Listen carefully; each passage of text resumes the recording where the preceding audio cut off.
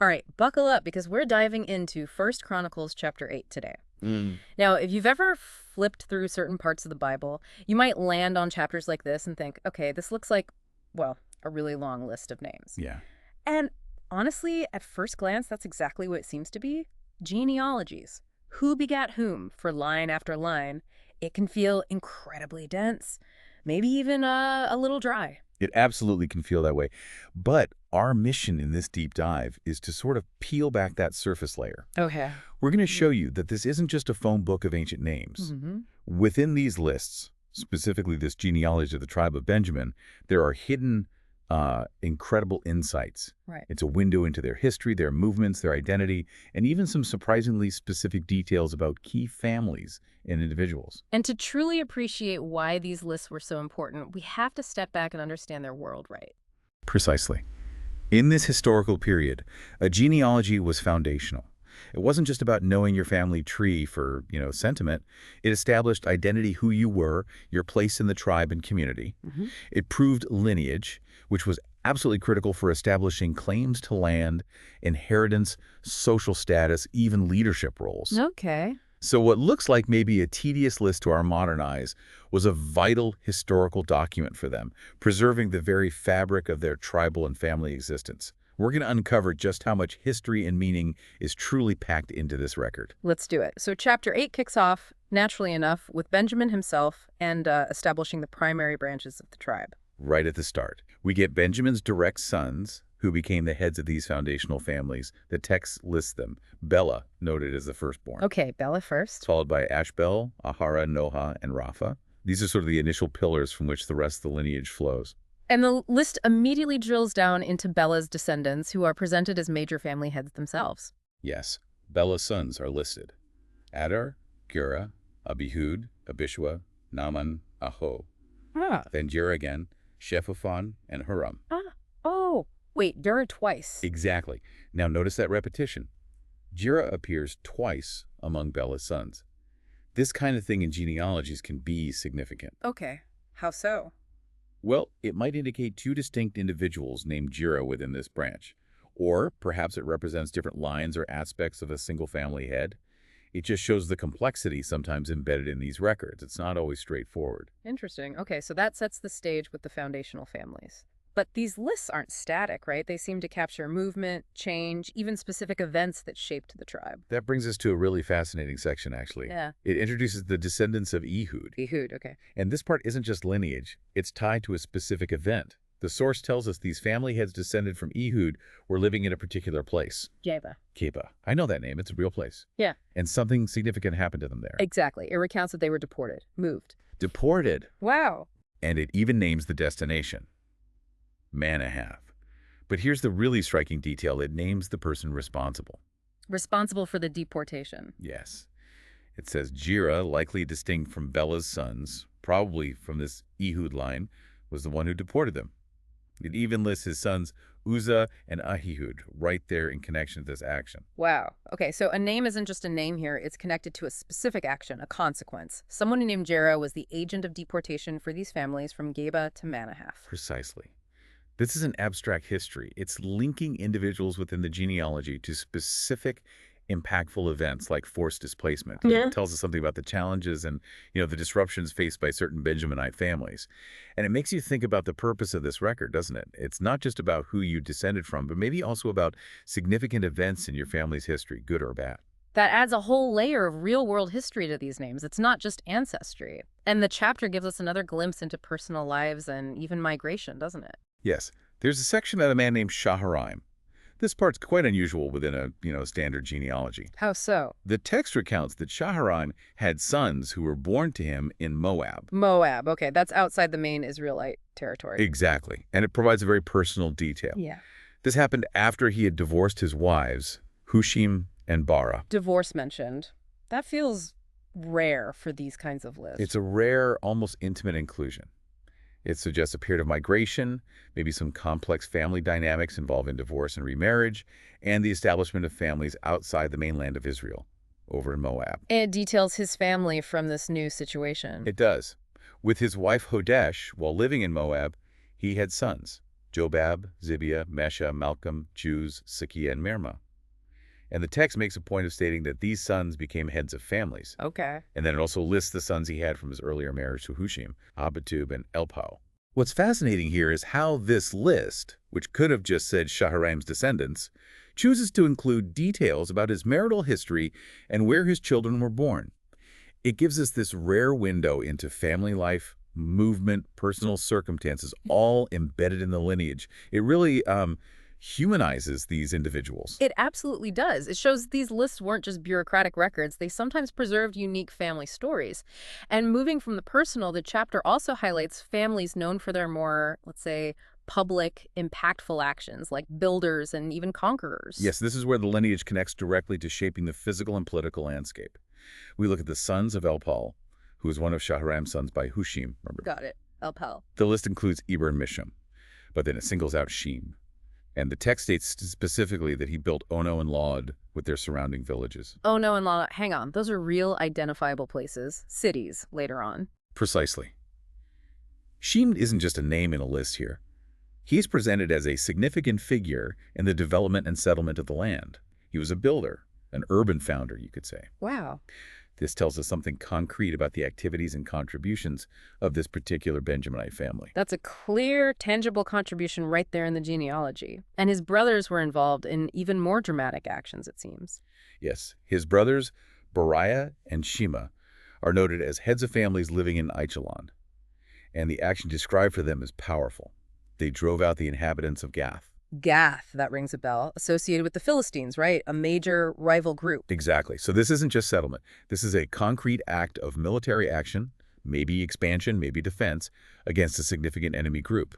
It shows these Benjamites were actively involved in controlling territory, interacting, often forcefully, with neighboring populations like the Philistines. It paints a picture of a tribe actively engaged in establishing and maintaining its presence in the land. And the list then continues, detailing the sons of Beriah, like Ahio, Shashak, Jeremoth, and other sons of Elpal, Zebediah, Meshullam, further rooting these active families in the genealogy. So the list isn't just tracking who you are descended from, but what your ancestors did. They built cities, they fought enemies. This is really building a picture of the tribe's history through its families. It really is.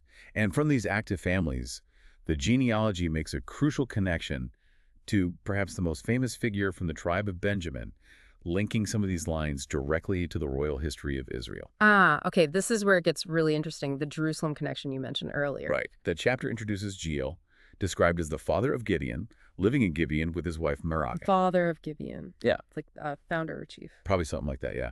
Their sons are listed: Abdon, Zur, Kish, Baal, Ner, Nadab, Gedor, Ahio, Zeker, and Mikloth, whose son was Shemaiah. Quite a few. And the text explicitly notes that these families, these descendants of Jeiel, also live near their relatives in Jerusalem. So that establishes a link between these Gibeonite families and the key center of Jerusalem. Okay, Gibeon and Jerusalem linked. And within this lineage, we find the line that leads to royalty. Precisely. The list follows this thread very clearly. It states that Ner was the father of Kish. Kish? And Kish was the father of Saul. The King Saul, the first king of Israel. Wow. Yes. This genealogy, seemingly just a list of names, here serves a monumental historical purpose. It preserves and validates the lineage of the first Israelite king, rooting him firmly within the tribe of Benjamin and connecting him to these specific families living in Gibeon and near Jerusalem. It's not just family history anymore. It's national history embedded in a tribal list. That is a powerful connection. It really shows the function of these lists went way beyond just tribal identity. They could record the lineage of national leaders. And the list continues, tracing Saul's immediate family too. It does. It lists Saul's sons: Jonathan, Malchishua, Abinadab, and Eshbaal, who you might know as Ishbosheth from other parts of the story. Right, Ishbosheth. Okay, so that's the immediate royal line. And it follows Jonathan's line further down as well. Jonathan, Saul's son, famous in his own right. Yes, it zooms in specifically on Jonathan's descendant. It states that Jonathan's son was Merib-Baal, another name sometimes rendered as Mephibosheth. Merib-Baal, Mephibosheth, okay. And Merib-Baal was the father of Micah.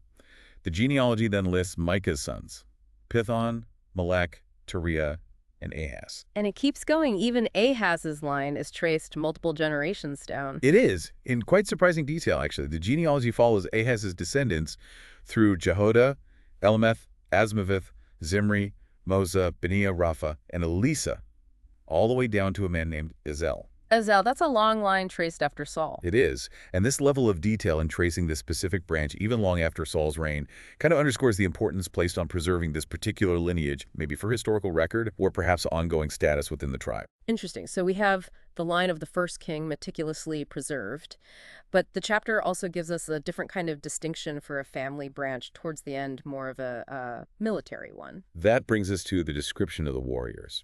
So the text lists Ezel, the end of that long line we just traced from Ahaz, and names his 6 sons: Azrikam, Bokeru, Ishmael, Shariah, Obadiah, and Hanan.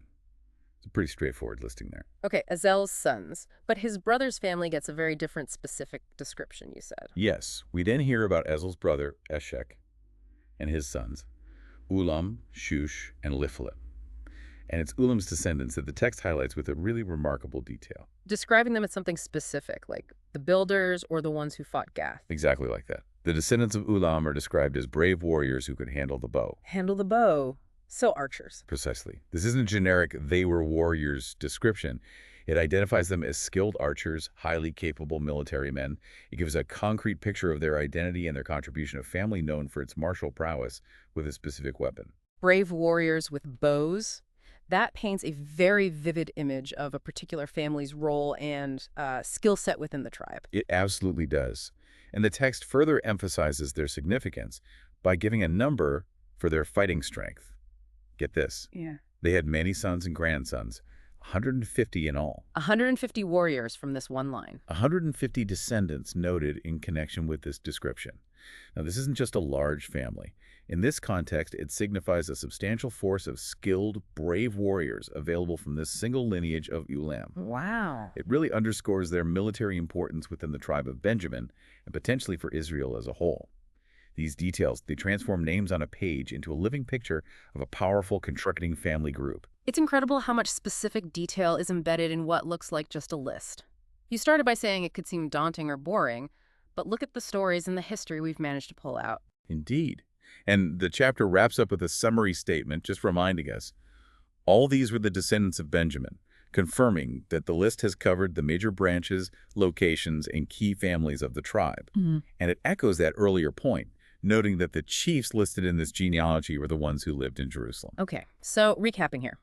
We took what looked like a dry, maybe easily overlooked list of names in 1 Chronicles chapter 8. But by doing this deep dive, we've uncovered concrete evidence of the tribe's history. We've seen families migrating to places like Moab, Like Sharlaim? enduring deportation from Geba, like Ehud's descendants. Right, with Gira involved. Individuals literally building significant cities like Ono and Lud that was shemed. Builder shemed, yeah. Warriors actively engaging with and driving out enemies from places like Gath Bariah and Shema. A real military action recorded there. And the meticulous tracing of the lineage that produced the first king of Israel, Saul, all the way down through multiple generations. Crucial link. Alongside descriptions of families distinguished by their specific military skill, like the 150 brave archers from Ulam's line. It's a really detailed portrait when you look closely. These details reveal the history, the identity, the movements, the key figures, and even the specific capabilities like building or military skills of the tribe of Benjamin across many generations. Yeah. It highlights the absolute importance placed on lineage and family history as really the primary way of preserving cultural memory, tribal identity, and even claims to the land in this period. It really does challenge that initial perception, doesn't it? It asks us and you listening to look closer at historical records, even the ones that don't immediately seem to have a narrative plot. What happens when you decide to lean in and explore a source that seems dense or unapproachable at first glance? What insights might be hiding just below the surface for you? It may be something for you to consider as you mull this over. What details do these genealogies choose to record? Think about its specific actions like building, deporting, driving out enemies.